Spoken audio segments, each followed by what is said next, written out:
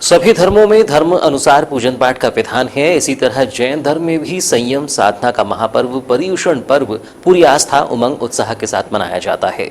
10 दिवसीय इस पर्युषण पर्व में उत्तम क्षमा, मार्दव, आर्जव, सत्य, शौच, संयम, तपा, त्याग, अंकिंचन और ब्रह्मचर्य की महिमा का पालन बताया गया है, जिसके दूसरे दिन क्षमावाणी का पर्व मनाया जाता है। जिले में दिगंबर जैन समाज द्वारा मनाई जाने वाली 10 दिवसीय पर्व का आज 20 सितंबर को उत्तम ब्रह्मचर्य के साथ समापन किया जाएगा। पर्युषण महापर्व के समापन पर दानदाताओं की सहयोग से मिली 500 किलो की चांदी से श्रीजी का चांदी का रथ बनाया गया है। वहीं श्रीजी के चांदी के रथ के लिए एक कक्ष का निर्माण किया गया है, जिसका लोकार्पण 20 सितंबर को अतिथियों के हस्ते किया गया। महापर्व के 10 दिन सामाजिक बंधुओं द्वारा विभिन्न सांस्कृतिक कार्यक्रम आयोजित किए गए। दिगंबर जैन समाज के 10 दिवसीय पर्युषण पर्व के समापन दिवस पर प्रातः सभी धर्मावलंबियों ने धर्म की साधना की। पर्युषण पर्व के अंतिम दिन उत्तम ब्रह्मचर्य की महिमा का पालन किया गया। इस अवसर पर दानदाताओं के सहयोग से मिली 500 किलो चांदी के श्रीजी के रथ और रथ कक्ष लोकार्पण कार्यक्रम के मुख्य अतिथि डॉक्टर आर के जैन की उपस्थिति में और रथ कक्ष का लोकार्पण राजेंद्र जैन दरबारी और चांदी द्वारा निर्मित श्रीजी के रथ का लोकार्पण सेवानिवृत्त प्राचार्य LC जैन एवं परिवार द्वारा किया गया। लोकार्पण कार्यक्रम की अध्यक्षता पूर्व अध्यक्ष एवं संरक्षक राजेंद्र जैन ने की। इस दौरान अतिथियों का स्वागत चंदन का तिलक, फूलमाला और मुकुट पहनाकर मनोज जैन, पूर्व अध्यक्ष दीपक जैन एवं सुशील जैन द्वारा किया गया। इस दौरान दिगंबर जैन पंचायत बहुमंडल बालिका मंडल सहित अन्य धर्मावलंबी उपस्थित रहे। इस अवसर पर आगामी दिसंबर में दिगंबर जैन समाज द्वारा मनाए जाने वाले कार्यक्रम सिद्ध चक्र महामंडल के आयोजन की संपूर्ण जिम्मेदारी अजय स्वरूपचंद जैन को दी गई। गौरतलब हो कि अजय स्वरूपचंद जैन द्वारा निरंतर कर्मठ रूप से समाज के उत्थान में कार्य किया जाता रहा है। दिगंबर जैन पंचायत समिति के विशिष्ट सदस्य सुशील जैन ने बताया कि संयम और साधना के महापर्व 10 दिवसीय पर्युषण पर्व के समापन पर 20 सितंबर को उत्तम ब्रह्मचर्य की महिमा का पालन किया जाएगा। पिछले 10 दिनों से चले आ रहे पर्युषण पर्व में अनेक धर्मावलंबियों ने 10 दिन, किसी ने 5 दिन तो किसी ने 3 दिन का निर्जल उपवास रखा। इन 10 दिनों में समाज के प्रत्येक उम्र के लोगों ने पूरे संयम के साथ महापर्व के नियमों का पालन किया। गत 10 दिनों से पर्युषण महापर्व मनाया जा रहा है, जो कि दिगंबर जैन समाज के लिए एक बहुत बड़ी साधना होती है। इसमें सभी लोग लगभग कुछ ना कुछ त्याग करते हैं। बहुत सारे लोगों ने 10 दिनों से निर्जल व्रत किया हुआ है, किसी ने 5 दिन का, किसी ने 3 दिन का। लगभग संपूर्ण परिवार में हरी सब्जी आना तो मना ही रहती है, फिर भी वो अपने स्वास्थ्य के अनुरूप 1 या 2 फल को लेकर 2 टाइम भोजन हर व्यक्ति करता है, इससे ज़्यादा नहीं करता। संयम साधना सब प्रकार का रखता है। 10 धर्म उत्तम क्षमा, मार्दव, आर्जव, सत, शौच, संयम, तप, त्याग, आकिंचन और ब्रह्मचर्य, इस तरीके की 10 व्रत की बहुत महिमा दी गई है। सब तपस्या में लीन है। आज 10वें दिन में अनंत चतुर्दशी का दिन है। इसमें सुबह 6:30 बजे से दिगंबर जैन समाज का प्रत्येक व्यक्ति धर्म की साधना और आराधना में लगा हुआ है। और आज बड़े हर्ष का विषय है कि 55 किलो चांदी के साथ में हमारे यहाँ का एक महारथ बनाया गया है और उसका भी आज लोकार्पण होना है, जो समाज के सामने अर्पित कर दिया जाएगा। और ये कक्ष भी जो आप देख रहे हैं, इस कक्ष में ही उस रथ को हमेशा रखा जाएगा, जिसकी पूर्ण सुरक्षा की जाएगी। जब भी विशेष, जैसे कल यहाँ से उस रथ को लेकर के हमारे युवा भाई उसको श्री जी की पालकी बनाकर उसमें श्री जी को स्थापित कर कंधों पर रखकर लेकर के पूरे शहर का भ्रमण करेंगे, जिससे धर्म की प्रभावना बढ़ेगी। गणेशोत्सव पर्व के समापन के बाद अब नवरात्रोत्सव की तैयारियां प्रारंभ हो जाएंगी, जिसके लिए डांडिया रास गरबा नृत्य का प्रशिक्षण नूतन कला निकेतन में 22 सितंबर से प्रारंभ होने जा रहा है, जिसमें गरबा की 8 विधा एवं मुद्राओं का प्रशिक्षण दिया जाएगा।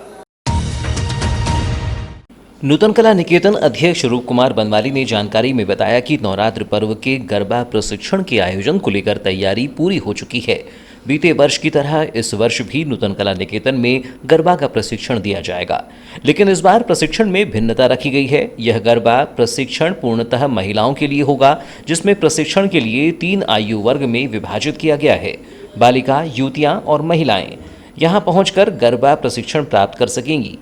बताया गया कि गरबा प्रशिक्षण में 8 प्रकार की विधाओं को सिखाया जाएगा। जानकारी देते हुए निकेतन अध्यक्ष ने बताया कि नृत्य कला से स्वास्थ्य पर प्रभाव होता है और रक्त का संचार व्यवस्थित होता है। उन्होंने महिलाओं से गरबा प्रशिक्षण में सहभागी होने की अपील की। हमारे नूतन कला निकेतन में और ये पहले से भी है कि हम जैसे नवरात्रा पर्व आने का होता है तो गरबा के प्रति लोगों का रुझान बहुत है। और गरबा ये वास्तव में एक ऐसी नृत्य की कला है जिसे सब कोई करना चाहते हैं। तो हम लोगों ने विगत वर्ष में भी गरबा प्रशिक्षण यहाँ पे शुरू किया था। इस साल पुनः हम लोग गरबा प्रशिक्षण कर रहे हैं, लेकिन इस समय के गरबा प्रशिक्षण में कुछ भिन्नता है। भिन्नता ऐसी है कि इस समय टोटली ये महिलाओं के लिए है। इसमें 10 साल से लेके 15 साल तक वाली बच्चियों का एक अलग ग्रुप है। 15 साल से 30 साल तक की जो युवतियां हैं उनका ग्रुप अलग होगा, और 30 साल से एडल्ट जितने भी हैं, बड़ी महिलाएं हैं, उनके ग्रुप अलग होंगे। ये 3 पालियों में यहाँ पे प्रशिक्षण दिया जाएगा। डेंगू पर प्रहार अभियान के तहत नगरीय क्षेत्र में नगरपालिका द्वारा सर्वे कार्य किया जा रहा है। घर घर पहुंचकर नगरपालिका कर्मचारी डेंगू के लार्वा को नष्ट करने के साथ ही जागरूकता का संचार कर रही हैं। इसी बीच कार्य में लापरवाही बरतने वाले कर्मियों को नोटिस भी जारी किया जा रहा है।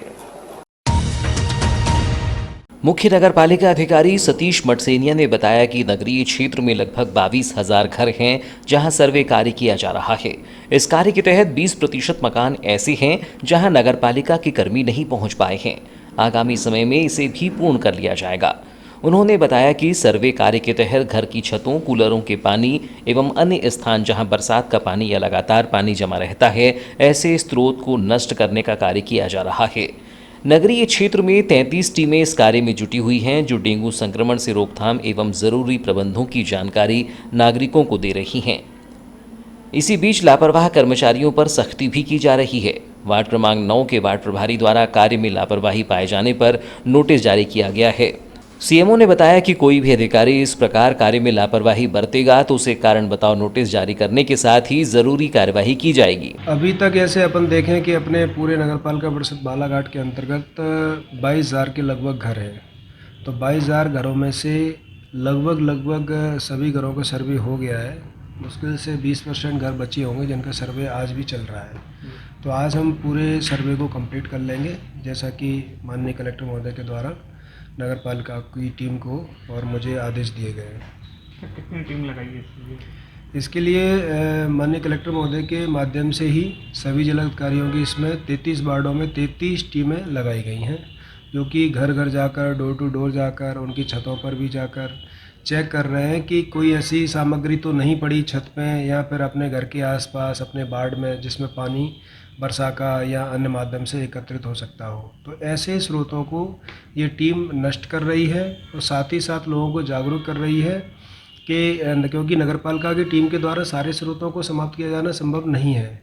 तो इसीलिए ये कार्यक्रम जागरूकता का कार्यक्रम है, जिससे कि लोगों में जागरूकता आए कि डेंगू नाम की महामारी भी हमारे शहर में पैर पसार सकती है। तो इसकी हम तैयारी पूर्व से रखें कि किसी प्रकार का स्वच्छ पानी, वर्षा का पानी या फिर किसी अन्य प्रकार का जल स्रोत इकट्ठा ना हो, उसे नष्ट किया जाए। सर, कुछ वार्डों में लापरवाही भी समझ में आ रही, वार्ड प्रभारी द्वारा, तो क्या नोटिस दिए जाएंगे? अभी ऐसे वार्ड नंबर 9 था, उसकी मुझे कंप्लेंट मिली थी कि वार्ड नंबर 9 के वार्ड प्रभारी ने वो स्वयं भी नहीं जा रहे हैं, जबकि उनका पूरा दल जा रहा है, सर्वे कर रहा है, वो स्वयं नहीं जा रहे हैं।